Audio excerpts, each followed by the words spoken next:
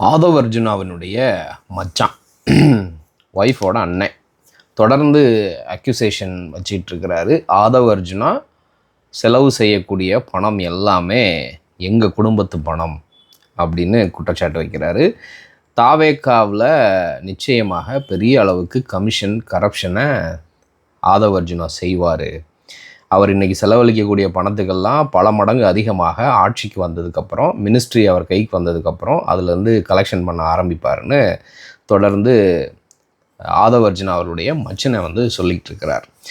ஏன் தாவேக்காவினுடைய தொண்டர்கள், விஜய் அவர்களுடைய ரசிகர்களாக இருந்து இன்றைக்கி அவருக்கு அரசியலில் ஆதரவு கொடுக்கக்கூடிய நபர்கள் இதெல்லாம் கேள்வி கேட்க மாட்டுறாங்க அப்படிங்கிற ஒரு பெரிய கேள்வி. இப்போ வரைக்கும் தமிழ்நாட்டினுடைய முதல்வராக இருக்கக்கூடிய விஜய் அவர்கள் பயன்படுத்தக்கூடிய வாகனங்கள், பெரும்பான்மையான வாகனங்கள் ஆதவ் அர்ஜுனாவினுடைய நிறுவனத்துக்கு சொந்தமான வாகனங்களாக இருக்கிறது.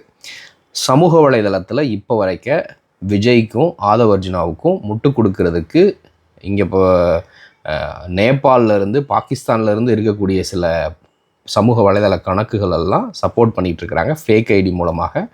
அப்புறம் ஒரு பெரிய கேம்பெயினே பண்ணிகிட்ருக்கிறாங்க. இது எல்லாமே இந்த ரூட் அப்படிங்கிற நிறுவனம் மூலமாக தான் நடந்துக்கிட்டு இருக்கிறதாக சமூக வலைதளங்களில் செய்திகள் பரவிக்கிட்டு இருக்குது. இப்போது தாவேக்கா மீதும் தாவேக்கா எம்எல்ஏக்கள் மீதும் கட்சிக்காரங்க மீதும் பல்வேறு புகார்கள் தேர்தலுக்கு முன்பு வைக்கப்பட்டது. அவங்களாலே வைக்கப்பட்டுச்சு. என்னென்னா, இவங்க காசு வாங்கிட்டு தான் பதவி கொடுக்குறாங்க, காசு வாங்கிட்டு தான் எம்எல்ஏ சீட்டு கொடுக்குறாங்க அப்படின்னு. இப்போ இன்றைக்கி ஆட்சிக்கு வந்துட்டாங்க. அவர்கள் உள்ளே போட்ட பணத்தெல்லாம் நிச்சயமாக திரும்ப சம்பாதிக்கணும், டபுள் மடங்கு சம்பாதிக்கணும் அப்படின்னு நினப்பாங்க. அஃபிடவிட்டில் கொடுத்த பல்வேறு தகவல்கள் எல்லாம் இப்பொழுது அதெல்லாம் பொய், மாற்றி சொல்லியிருக்கிறாங்கன்ற செய்திகள்லாம் வருது.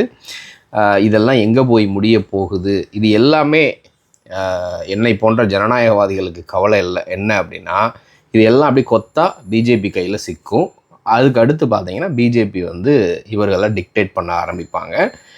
எடப்பாடி பழனிசாமியை விட விஜய் எப்படி சிறப்பான ஒரு, அந்த வார்த்தையை பயன்படுத்தக்கூடாதுன்னு நினைக்கிறேன், தமிழ்நாடை சீரழிக்கிறதுக்கு இவர்கள் வழிவகுத்திருக்கிறார்கள் அப்படிங்கிறது மட்டும் தெரிகிறது.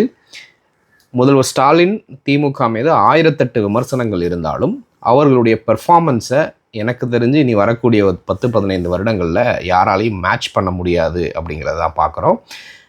தாவேக்காவுக்கு நிறைய பெண்கள், இளைஞர்கள் பிரெயின் வாஷ் பண்ணப்பட்டு, விஜயினுடைய ரசிகர்களால் பிரெயின் வாஷ் பண்ணப்பட்டு ஓட்டு போட்டிருக்கிறாங்க. குறிப்பாக எல்லா பேருந்துகளிலும் இலவசம் 6 சிலிண்டர் 2500 ரூபா அப்படிங்கிறத ஓட்டு போட்டிருக்கிறாங்க. ஆனால் அதெல்லாம் டெலிவர் பண்ண முடியுமான்ற கேள்வி இருக்குது. இதை குறித்து நீங்கள் என்ன நினைக்கிறீங்கன்றதை மறக்காமல் கமெண்ட்டில் சொல்லுங்கள்.